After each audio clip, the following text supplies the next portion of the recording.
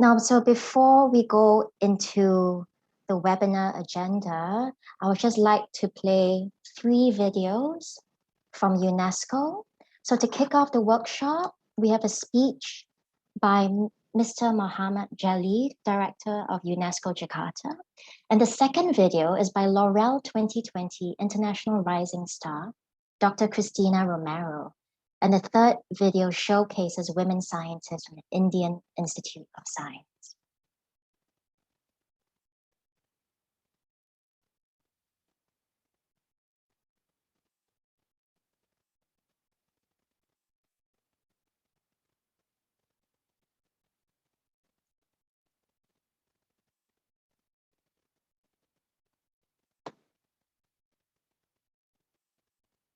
Thank you.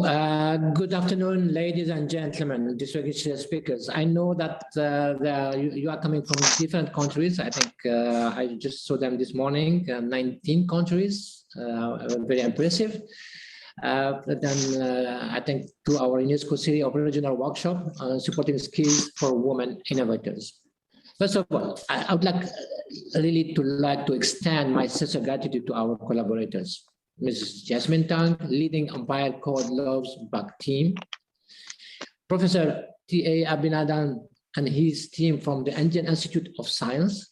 Professor Dr. Shahid Mahmood, being from Pakistan Science Foundation.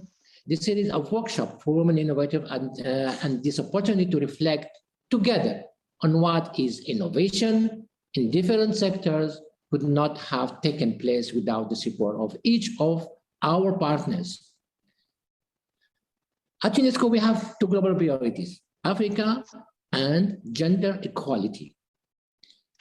UNESCO makes an original and holistic contribution to creating an enabling environment for gender equality through coordinated action in 5 distinct major programs, which are education, natural science, social and human science, culture, and communication and information.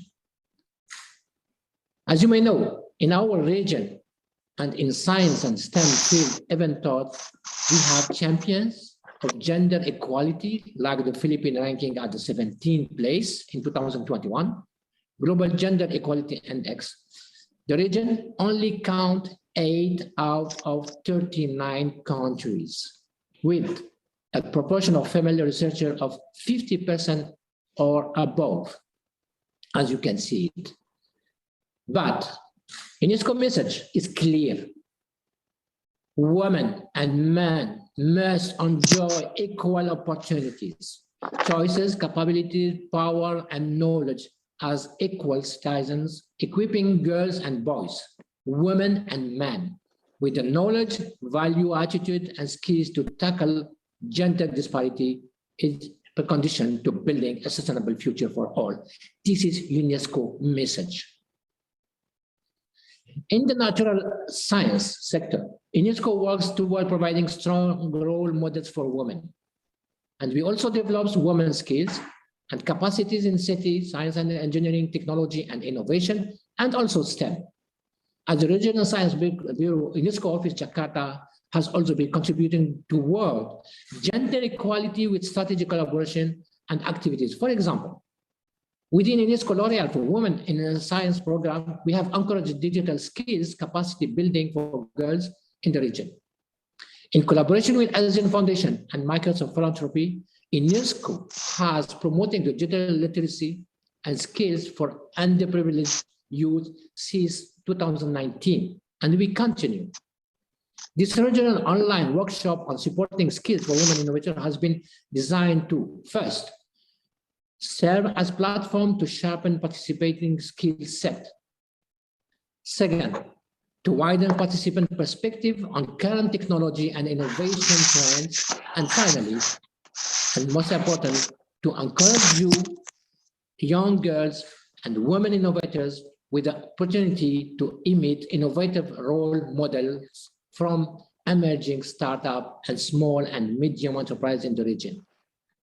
The innovation is the key for the future, is the key for the women like you. With this, I wish you joyful, entertaining, and fulfilling workshops, and not forget, the world needs science and science needs women. This is a message from UNESCO L'Oréal for Women and Science. Thank you very much. Thank you, Dr. Mohammed Jalid. And next, we have a video with Dr. Cristina Romera. Hello, my name is Cristina Romera Castillo, and I'm working in the Marine Science Institute in Barcelona, in Spain. I'm a researcher there, and well, I'm here to answer all the questions you have.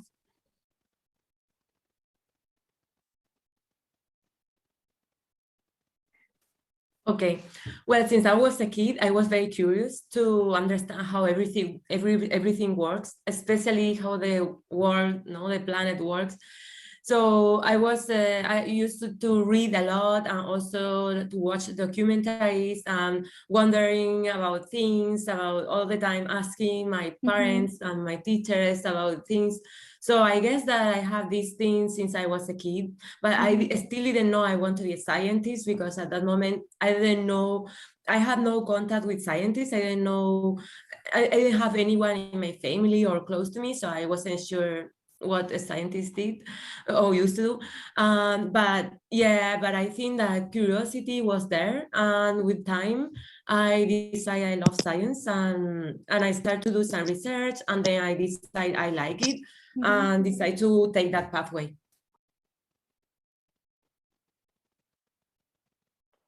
Yes. Yeah, I don't know. I was actually, before to decide what studies to do in the university, I was hesitating between science and another studies. And at the end, I decided science, because I thought, well, science is something that if I don't do it now, it's very difficult to do it in the future, no? Because other things you can do it later if you like. But for science, it was like, no, I'm gonna do this and then decide. But you can study science, but then it's possible that you study science and then you don't become a scientist in the academia. You could be a scientist in a company or do other things that are not research, is that I mean. So the things that I realized I wanted to do the research, because at the end of my studies in chemistry, that I studied chemistry, I started to do some research in the university to collaborate with a group there. And I realized that I love it, because it was very interesting, and it was very, like, it was fun because you were changing every day. It wasn't boring at all. And I decided that I want to keep doing science and research, I mean, because it was exciting, because you have questions and you can try to answer through experiment or through evidence, and I think it's very cool.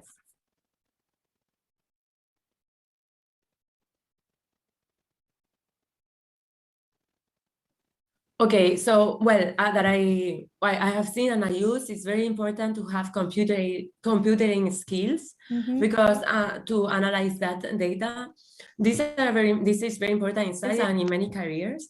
And I think it's something very cool, because sometimes can be scary at the beginning, because you don't know how to. It seems very, very difficult. But I think that if you are not afraid to it, and you start to study that, I think you can.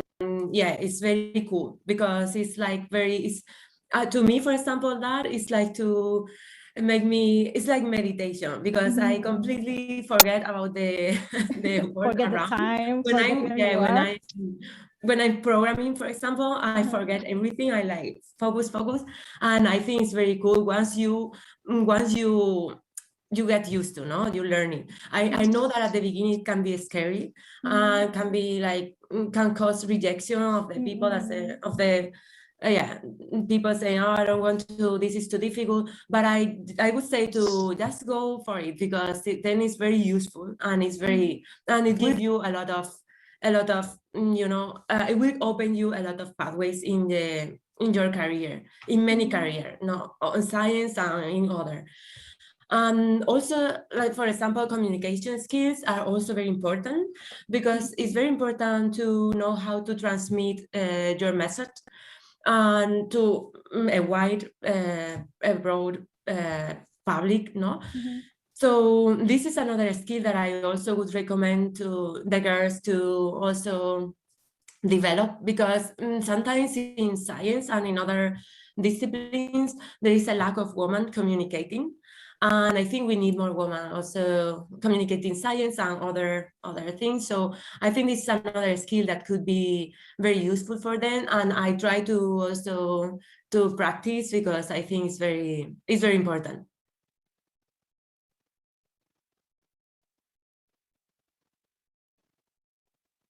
I would say don't put limits yourself and just go for whatever you want. Just don't listen people telling you that you are not able to do it, or that you are not because you're a woman, or because whatever reason, or because it's too difficult. Some people discourage you, saying, this is too difficult, blah, blah. No, just go for it and apply to everything, every fellowship, every career you like, or whatever. Don't let anyone to stop you.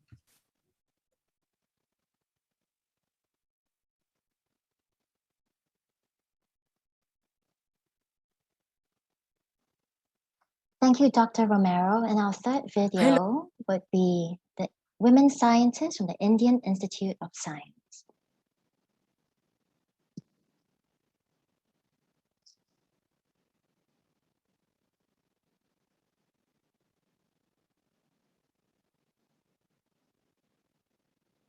Hello, everybody, and greetings from Indian Institute of Sciences, Bangalore.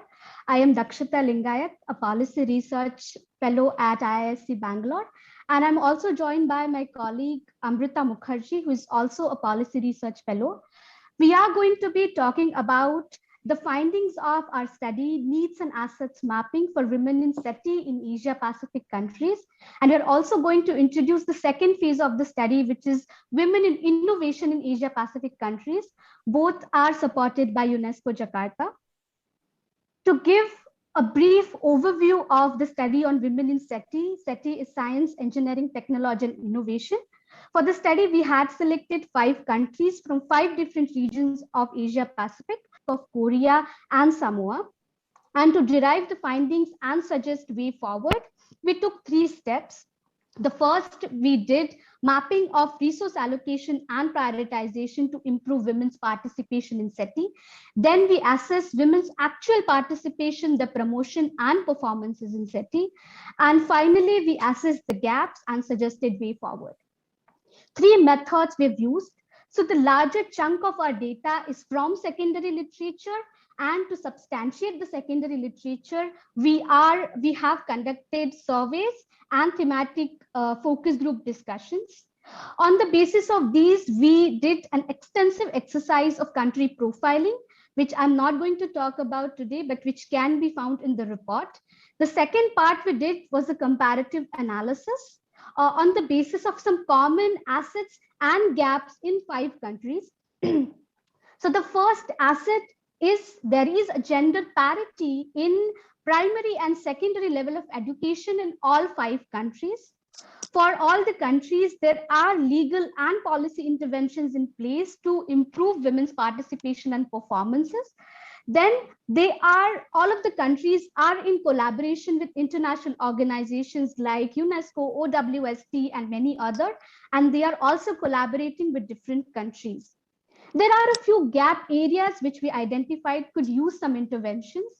The first is gender disparity in higher education, which is a result of leaky pipelines in 5 countries. There is unequal labor force participation and socio-cultural stereotypes such as socio-cultural notions are related to gender. The institutional constraints are there due to male-dominated work culture in all 5 countries. Most importantly, there is an absence of leaders in key areas of SETI. To address these gaps, there are a few ways forward we want to suggest. First is creation of awareness and sensitization around SETI from a very early stage of education.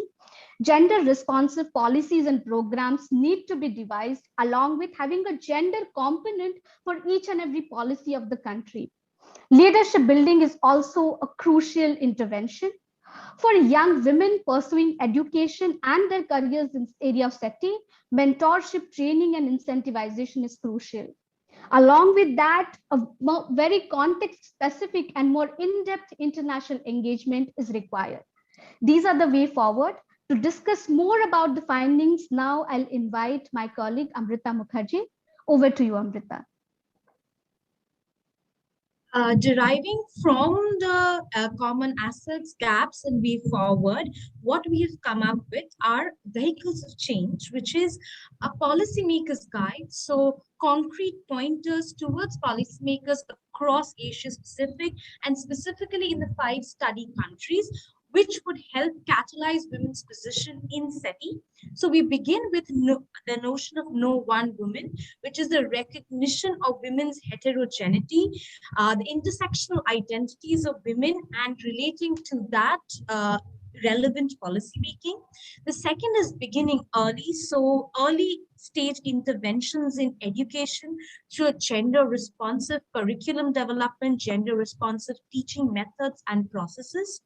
The third is creating larger linkages, so building bridges among institutions, across institutions, regionally, nationally, and globally in education and careers related to SETI.